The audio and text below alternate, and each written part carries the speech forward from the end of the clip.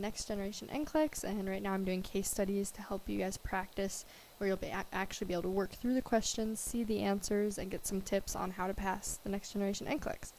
Alright, so this is the book I'm using for reference. I found it at Barnes & Noble. I believe you can also get it on Amazon. So our scenario is an 18-year-old female client is admitted to the emergency department with reports of shortness of breath, chest discomfort, fatigue, and fever for the past 3 days. The first question is to highlight the assessment findings that require follow-up by the nurse.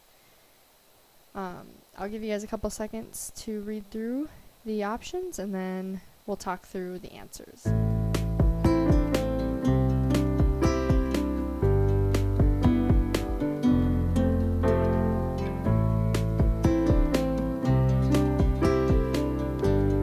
Alrighty, if you would like to pause the video before we go on, please do.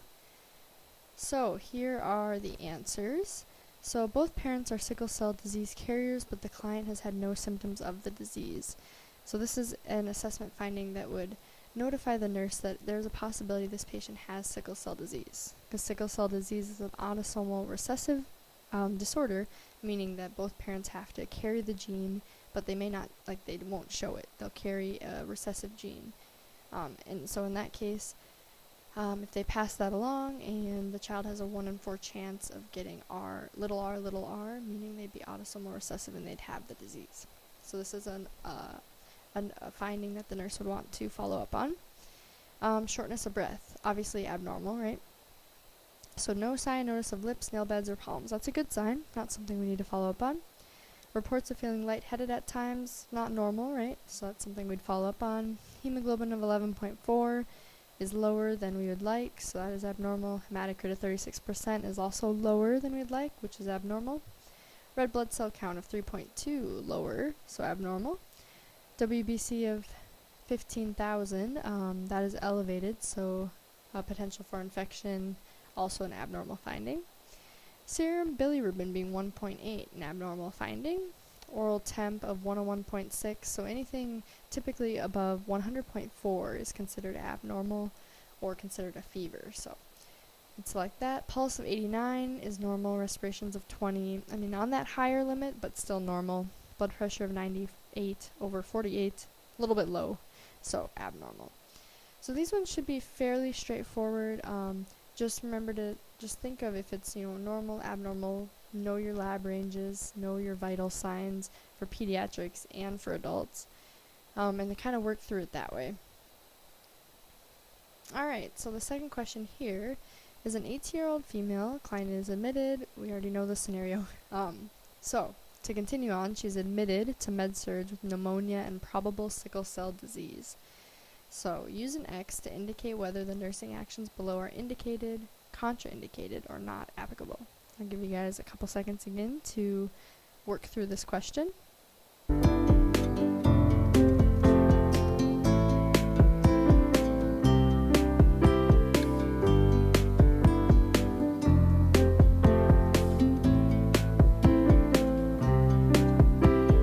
Alrighty, if you would like more time, please pause the video, but we will go on to the answers. So, initiate oxygen therapy. Yes, it's indicated. So, although their oxygen wasn't extremely low, hypoxia is a major cause of sickle cell events, where these sickled cells that are found in a patient, the crescent-shaped hemoglobins that are found in patients with sickle cell disease, they will elongate and harden when exposed to hypoxia. So we definitely want to give oxygen just to help supplement and prevent more cells from sickling. Prepare to give several units of packed RBC stat. So not essential. Hemoglobin's not low enough to require that amount of RBCs or even a unit. Administer IV antibiotic therapy. Yes, this is indicated. Remember, they had a white blood cell count of 15,000, so we definitely want to treat that infection. And infection is actually the #1 cause of sickle cell crisis events. So definitely want to treat infections promptly in this disease. Refer the client to a social worker to discuss end-of-life care. Contraindicated. Sickle cell disease is not a terminal illness where they would need to be counseled on that during their hospital stay there. Withhold pain medication until she has had a drug screening. Contraindicated. This is just a general nursing knowledge question of just treating what the patient's showing you, treating the client's pain, and just doing that like patient-centered care. So keep the head of the client's bed up to at least 30 degrees. Yes, that's indicated. That will help with oxygenation. When you study ICU nursing and review ventilator-associated pneumonia, one of the big things in preventing ventilator-associated pneumonia is always keeping the head of bed 30 degrees or greater to help with that oxygenation and help get rid of or cough up all the secretions. Alright, so our third question here is just to choose the most likely option for the information missing from the table. So as a result of the client's diagnosis of sickle cell disease, the nurse is aware that she could have multiple complications, including acute severe pain periods known as. The nurse also monitors for other complications such as. So I'll give you guys a couple minutes or a couple seconds to work on this.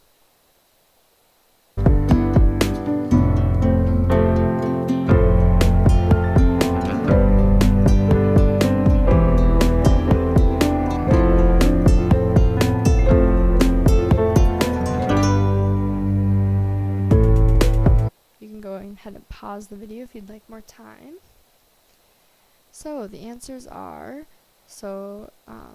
multiple complications including acute severe pain periods known as acute vaso-occlusive episodes. The nurse also monitors for other complications such as stroke, acute kidney injury, and sepsis. Patients with sickle cell disease can develop these vaso-occlusive crisis where basically those sickled cells, remember if they're exposed to infection or hypoxia, their abnormal hemoglobin cells in their body become sickled, they harden and they elongate and they look like a crescent, like a half moon sort of thing. And so those abnormal cells occlude vessels. It's very, very painful because it will be painful in joints, for example, and then some of the other major complications that you can have are stroke if it occludes vessels in the brain, acute kidney injury if it occludes vessels going to the kidney, and then sepsis is another one because they're at increased risk for infection due to their gallbladder deficiency or dysfunctional gallbladder. Their gallbladder is dysfunctional because the sickled cells are hemolyzed or destroyed by the spleen, and the spleen tires out because it's constantly destroying these sickled cells. So once the spleen, it ends up atrophying and shrinking, and when it shrinks, it's not as effective, it's not as productive, and because the spleen has a major impact in our infection identification of foreign substances in our body, when the spleen's atrophied, it's not working as well, it can't identify those foreign substances, making these patients at increased risk for infection and thus increased risk for sepsis. Alrighty, so the fourth question. The primary healthcare provider prescribes hydroxyurea to prevent or reduce sickling or painful events caused by SCD. Which health teaching by the nurse about hydroxyurea is important to include? Select all that apply.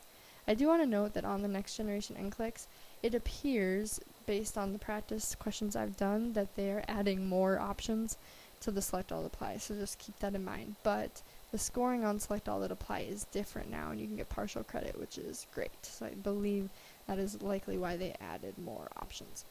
So I'll give you a couple seconds to get your answer for this question.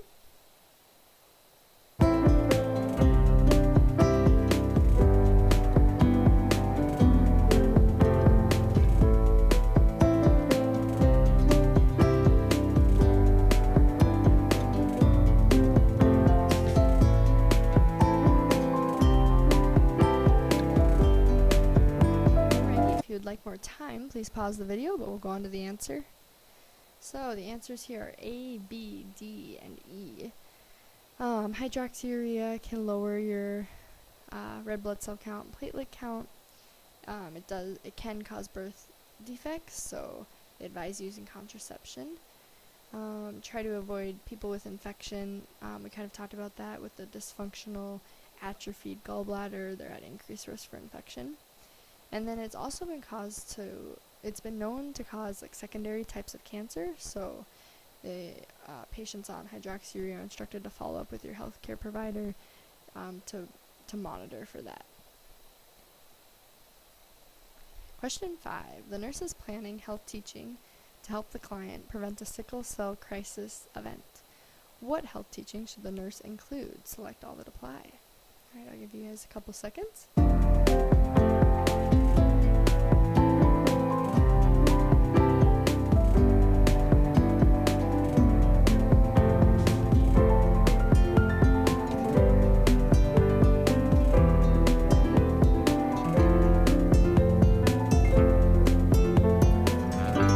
Like more time, please pause the video. So a lot of them are answers here. So B, C, D, E, F, and G are all correct. Decrease your alcohol intake to 1 drink a day. Alcohol isn't really shown to have an impact on sickle cell crisis events, so that is the only incorrect one. All the other ones, so avoid overly strenuous physical activities. Yes, because if you're very strenuous, what are you doing? Likely your body's hypoxic, right? Because you're working really hard, and so that can send you into a sickle cell crisis. Avoid temperatures that are extremely hot or cold, just to kind of help maintain euvolemia and avoid any stress to your body. Engage in low impact, low energy exercises 3 to 4 times a week. That is correct. Eat a healthy diet. Yes. Avoid high altitudes. This is kind of an interesting one, but yeah, the higher you are up, usually the less like oxygenation there is in very high mountainous areas, so they're instructed to avoid those situations because that can also trigger a sickle cell crisis. Avoid smoking and tobacco, same thing, because of the hypoxia risk or the like damage to your lungs, and they're already at increase for respiratory infections. Dress appropriately for the temperature that you are in. Yes, to also help maintain that euvolemia normal state, normal thermia like state. Okay, last question, which I talked about at the beginning, if you guys remember. So sickle cell disease is, I'll give you a couple seconds to answer this one.